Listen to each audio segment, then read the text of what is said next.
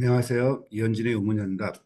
지난 시간에 이어서 경복궁과 중국의 자금성을 같이 비교해 보도록 하겠습니다. 우리가 이제 그 경복궁의 근정전을 가게 되면 근정문이 있죠. 문을 거쳐 가듯이 마찬가지로 이거에 해당되는 것이 바로 자금성의 태화전입니다.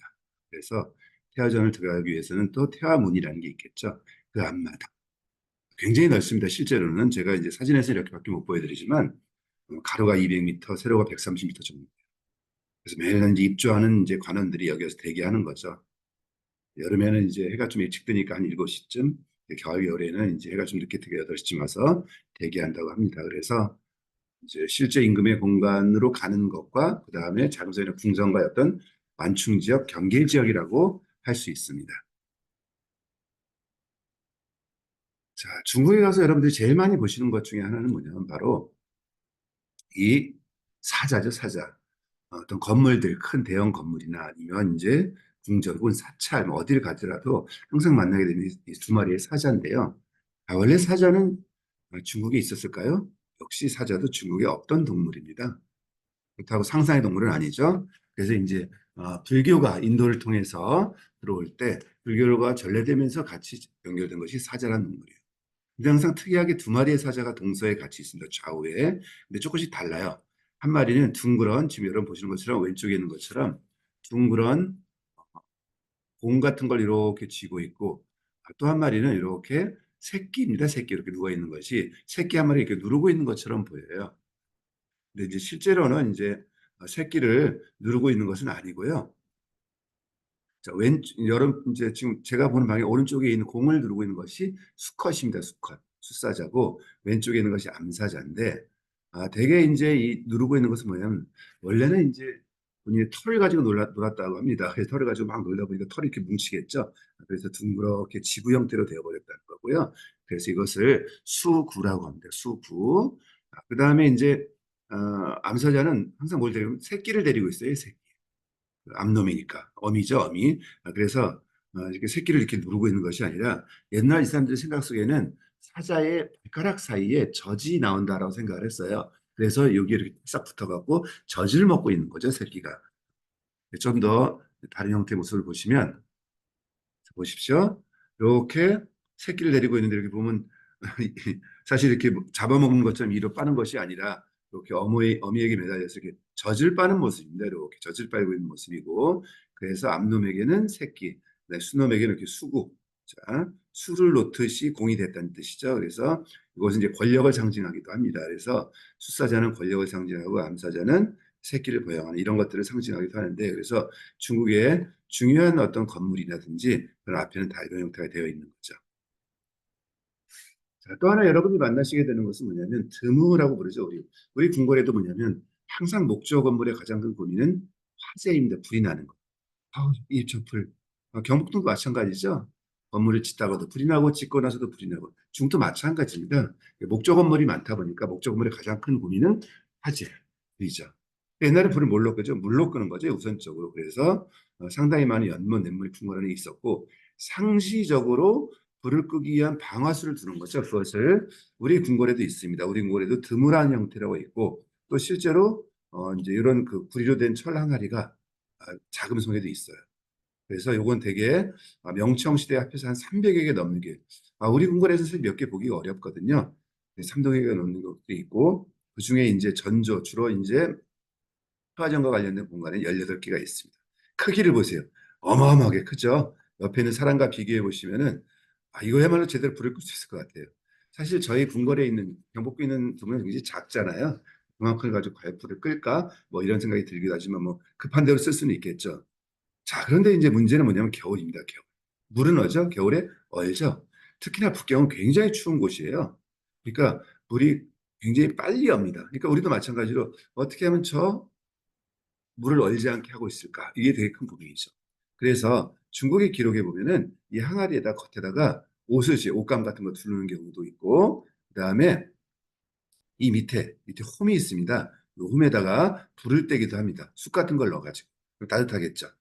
그다음에 때로는 증롱이라고 해서 일종의 그 숯 항아리 같은 거 방수가 되어 있는 이것을 이 안에 넣는 거죠. 위에서 이렇게 걸쳐 놓으면은 여기가 이제 따뜻하니까 물이 얼지 않겠죠. 이런 방식을 보는 거죠.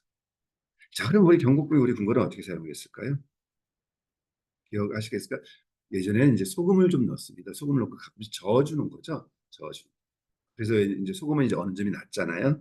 그런 형태를 늘 같은 고민을 하고 있었다. 그런 형태. 그래서 사실 서로 다른 문화권에 있지만 어, 불을 막기 위한 어떤 장치, 그 다음에 겨울에 얼기 위한 방지는 또 비슷한 형태로 진행이 되어 온 것 같습니다. 자, 그래서 이렇게 건물의 주변에 이렇게 항아리, 물 항아리들이 있는 거죠. 예, 그렇게 이해하시면 될 것 같고요. 자, 되게 그래서 보통 이제 우리 모두 마찬가지죠. 보통 임금이 정치하시는 공간을 흔히 그래서 외전이라고 합니다. 외전. 그다음에 안쪽에는 보통 생활의 공간 이렇게 내외가 구분되어 있는 것처럼 마찬가지로 자금성도 그래서 내전과 외전이 있습니다. 그래서 지금 보이는 것은 이제 외전인데 우리는 외전에 건물이 많지 않지만 중국은 아무튼 황제의 나라죠. 황제 조금 다르죠. 그래서 크게 태화전, 자, 태화전과 중화전, 보화전 이렇게 큰 세 건물로 이루어져 있습니다. 이것이 큰 외전의 형태로 보시면 되겠고요. 그리고 이제 좌우로 이건 이제 행사 때 이용하시는 공간이라고 보시면 되겠습니다. 그다음에 좌우로 항상 뭐가 있죠? 문무가 있죠. 그래서 동쪽에는 문화전, 서쪽에는 무영전이 있습니다. 그래서 이 형태는 규모는 작지만 경복궁 비슷하다 이렇게 보시면 되겠습니다. 그래서 경복궁의 근정전 외전이라고 본다면 근정전의 왼쪽에 뭐가 있냐면 문무루가 있죠. 나중에 육문루, 육무루 이렇게 문무가 나눠지는 것처럼 그런 형태로 같이 있다고 보시면 될 것 같습니다. 규모만 다를 뿐이죠.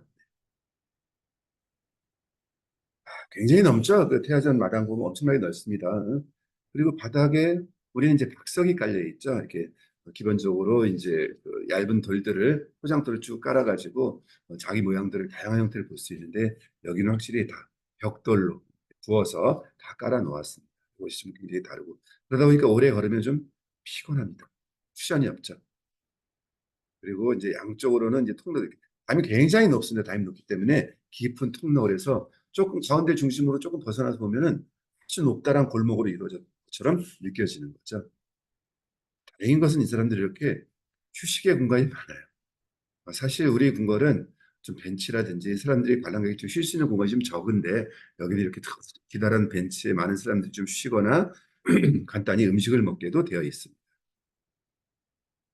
자, 조회를 하죠.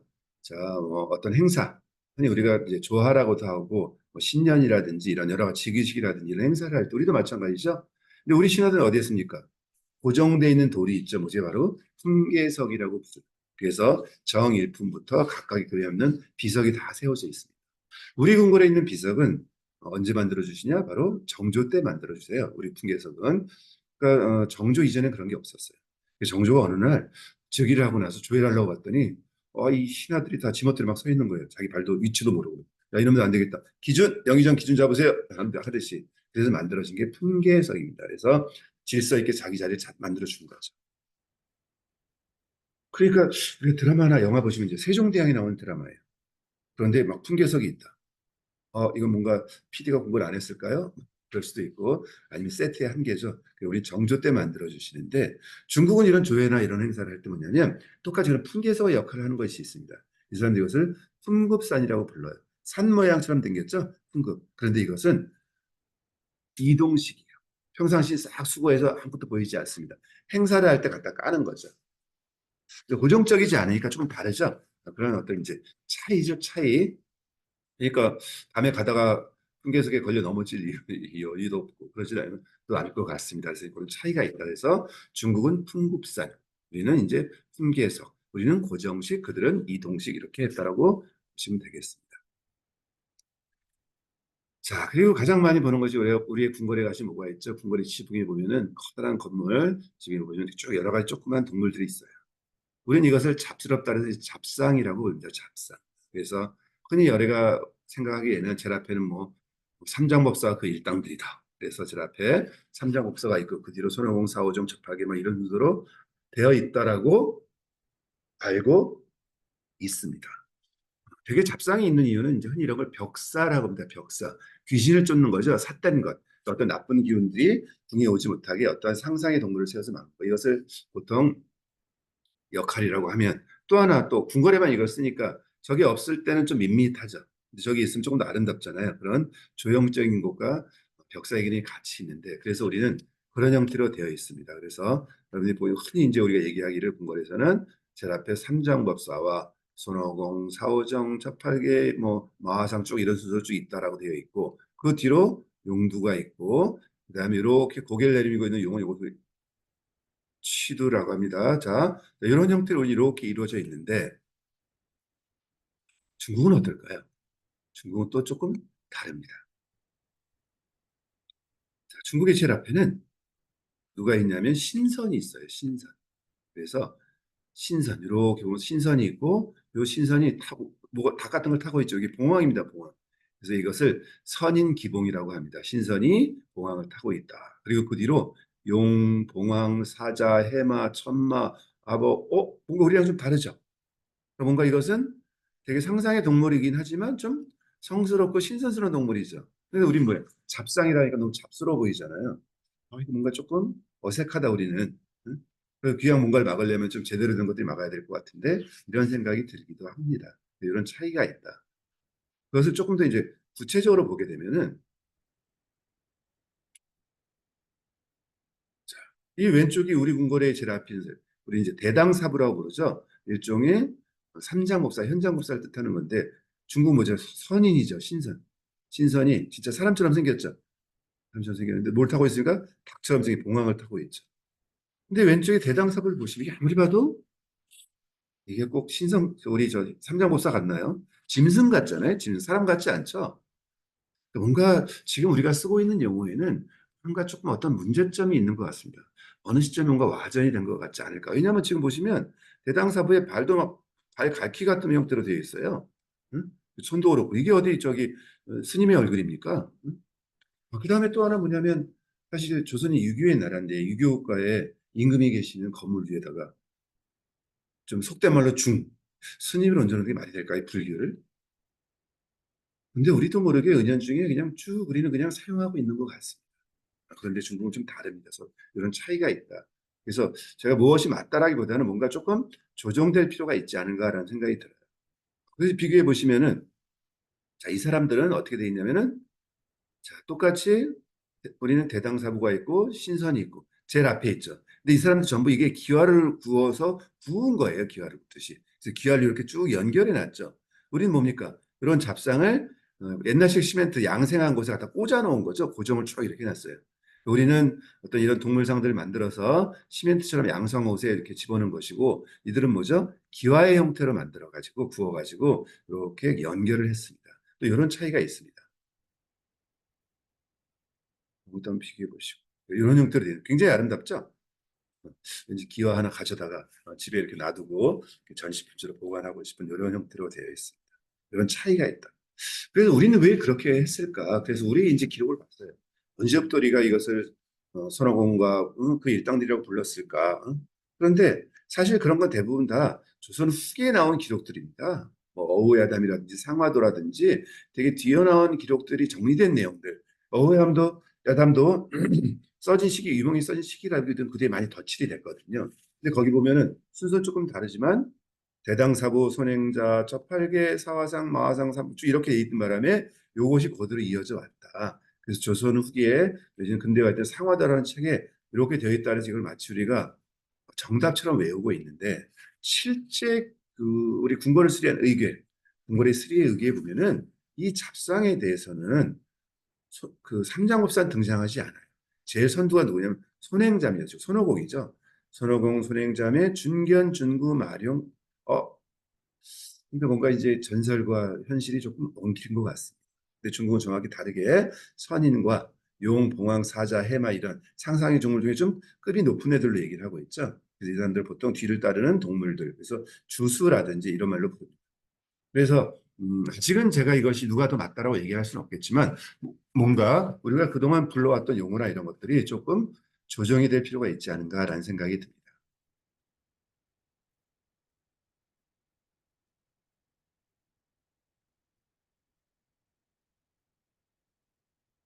그다음에 이제 모퉁이 이렇게 이수 혹은 교룡이라고 부르는, 그래서 이거 뭐냐면 물이 흘러내리면 물을 뿜어내는 거예요. 지금 보시는 것처럼 입 쪽으로 이렇게 물 구멍이 있어서 안에 이제 요 단에 물이 고이면 그 물이 푸는 일종의 배수 장치죠. 네, 배수 장치도 이렇게 용 모양에서 굉장히 귀엽죠.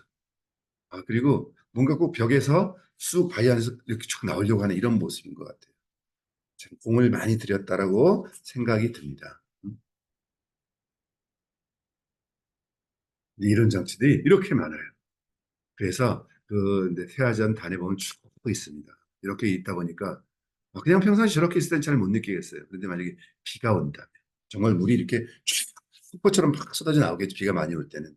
내석하게 북경이 이렇게 비가 많이 오는 지역은 아닙니다. 자, 어쨌든 여름철에 비가 많이 내린다면 저기 통해서 나오는 물질 굉장히 아름답지 않을까요? 그래서 제가 찍은 건 아니지만 이렇게 보시면 이렇게 무척 굉장히 아름답죠. 그래서 이런 모습을 갖고 있을 때 마치 이것이 그냥 조각이 아니라 마치 지금도 살아서 궁궐을 보호하고 있는 것 같은 그런 느낌들을 주는 거죠. 이것은 조선도 마찬가지입니다. 그래서 어떤 느낌을 주는 공간인가를 같이 한번 보실 필요는 있습니다. 여기 보시면 이제 태화전은 굉장히 넓죠. 굉장히 넓습니다. 그다음에 높고 그리고 보시면 이렇게 크게 하나의 어떤 단위의 건물이 올려져 있습니다. 우리는 보통 이런 것을 월대라고 부르는데 이런 월대 역할처럼 되어 있는 거죠. 그래서 이것을 이 사람들은 뭐라고 하냐면 일종의 불교를 좋아했기 때문에 수미단, 불교의 수미산 부처님이 계신 곳의 형상을 만들어 놓은 거죠. 원래는 이렇게 이런 단위에 우리가 불전에 가면 어떻게 되어 있습니까? 위에 불단 위에 이렇게 불단이 있고 위에 부처님이 계시듯이 그런 형태를 꾸민 거예요. 다만 규모가 넓고 웅장하니까 훨씬 더 규모가 커졌죠. 그래서 대라고 하는 것은 어떤 넓은 공간이에요. 어떤 행사라는 공간, 넓은 공간을 대라고 한다면 또 대화 혹은 어떤 신성한 곳을 만들어낸 어떤 형상을 바치는 단, 뭐 이런 두 가지 기능을 다 같이 갖고 있다. 사람 굉장히 많습니다. 그래서 지금은 자금성을 할 때 예약을 받아서 들어가기 때문에 과거처럼 막 그렇게 많이 밀리지는 않습니다. 그래서 가운데는 똑같이 비워두죠. 왜? 억한이니까. 우리도 마찬가지죠. 궁궐의 문이 세 개 있으면 가운데 임금이 다니는 길이니까 비워두는 거죠. 그 양쪽으로, 그 동이나 서쪽으로 다닙니다. 뭐 이런 것들은 같은 원리라고 보시면 되겠습니다.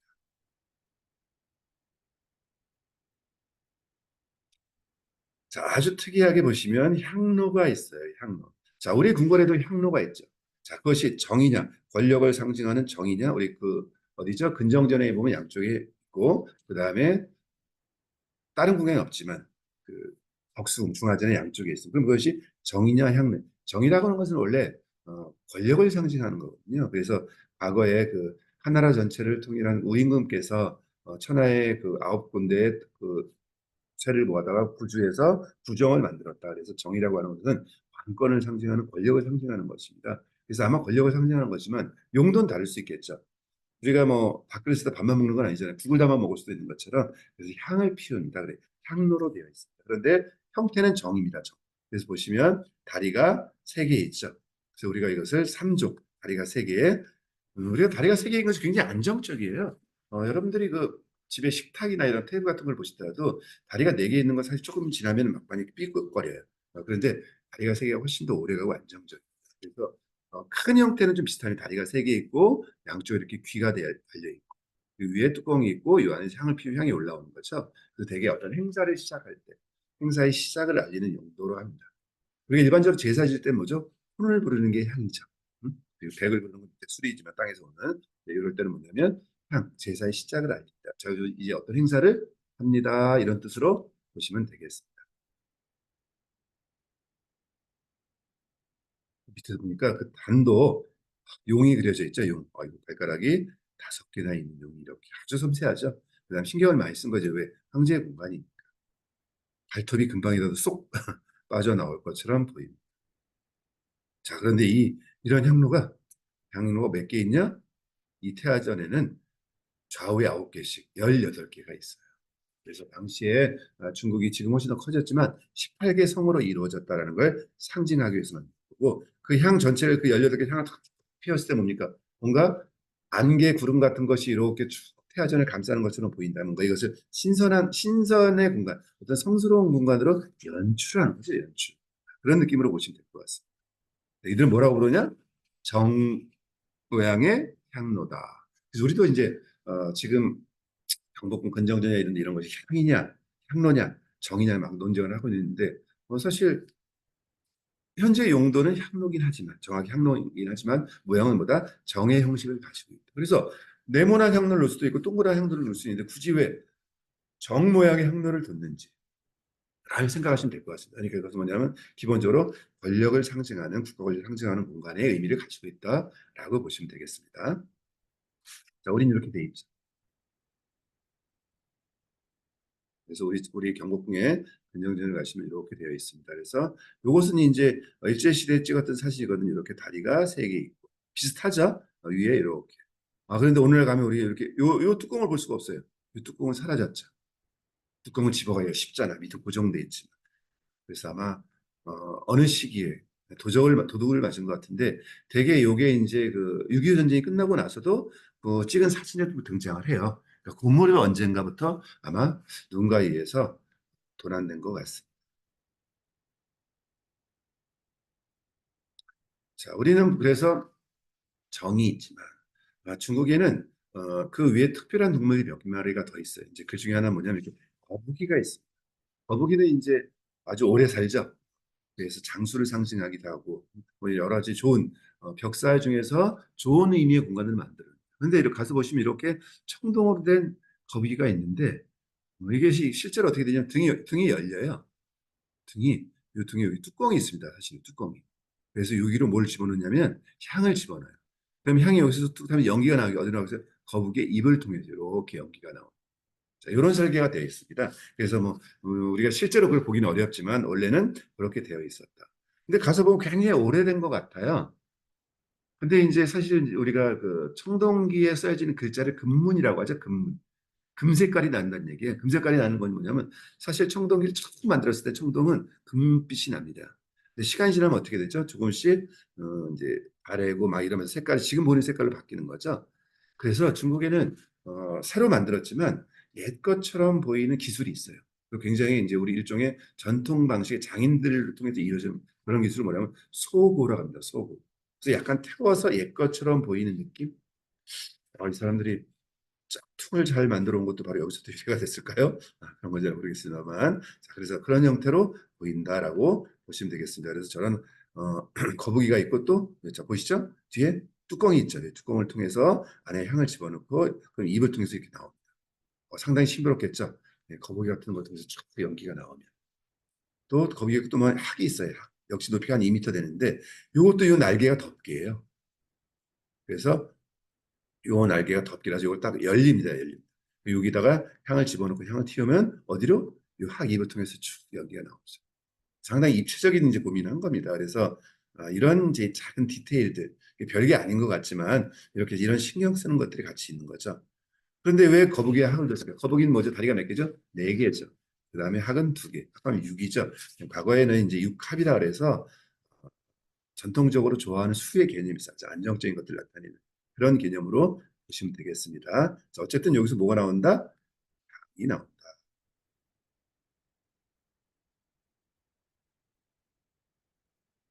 그리고 자, 해시계가 있습니다. 해시계. 자, 우리 해시계는 조금 다르게 생기죠. 우리는 앙부일구라 그래서 밑이 오목하게 파진 해시계 있으면 똑같이 보니까 해시계가 있습니다. 해시계. 그래서 일부 여기도 역시 해시계가 있고 자, 똑같이 시간을 나타내는 표시가 다 되어 있는 거죠. 시계를 보는 방식은 거의 같습니다. 우리도 마찬가지지만 어느 나라는 다 해시계 다 있습니다. 그런데 우리 해시계와 다른 나라 해시계의 특징이 있어요. 자, 우리 해시계는 뭘 알 수가 있냐면 요 시간을 보는 것과 더불어서 하나 더 알 수 있는 것이 뭐냐면 바로 우리는 계절을 알 수가 있습니다. 절기. 그래서 동지부터 하지까지, 하지부터 동지까지. 뭡니까? 농사 짓는 나라잖아요. 그러니까 어떻게 하면은 지금 별을 심을 때인지 씨를 뿌릴 때인지 물을 이런 고민을 할 수 있는 거죠. 바로 이것이 우리 해시계 갖고 있는 특징 중에 하나입니다. 또 하나 이제 황제가 되면은 뭐라 하냐면 천하의 도량형을 통일해야 돼요. 자, 우리가 이제 그 진시황을 알고 계시죠? 진시황에 대해서 굉장히 부정적인 생각을 하고 있지만 사실은 진시황은 굉장히 큰 일을 했던 사람 중에 하나인데 그 중에 했던 일 중에 하나가 뭐냐면 도량형을 통일한 거예요. 중국이 엄청나게 넓죠. 많이 달라요. 사투리. 우리는 몇 개의 사투리, 전라도 사투리 뭐 사실 되게 알아들을 수 있잖아요. 제주도 사투리 좀 어렵긴 하지만. 근데 중국은 사실은 아예 알아들을 수 없는 말이 너무 많아요. 그 나라를 통일했는데 지시와 전달이 안 되잖아요. 말이 똑같잖아요. 그러니까 뭡니까? 문자를 통일할 필요, 그도 다 다르. 그래서 우리가 사실은 뭐 문자오, 그다음에 뭐 책을 불태우고 분석 eng위하고 뭐 이런 것 때문에 부정적으로 보긴 하지만 그렇게 해서 하나로 통일하지 않으면 이런 사고가 있었던 거죠. 또 하나 뭡니까? 당시에 전국 길이 폭이 다 달라요. 어디는 폭이 4m고 어디는 이거 맞춰야 되는 거예요. 왜? 그래야 공통적으로 이용하는 가마나 수레의 폭을 맞추는 거니까. 이 부분이 중요하죠. 또 하나, 다는 중량. 자, 어디는 뭐 한 마리 뭐 5kg 어디 사기 이러면 되겠습니까? 이것을 맞추는 겁니다. 그래서 이 모든 걸 맞추는 것을 고량을 통일하는 것이 황제가 하는 가장 중요한 업무이기도 하고 그 상징을 나타내는 거죠. 그래서 지금 이렇게 보이긴 하지만 저 안에 겉에 있는 건 이제 집이고요, 집.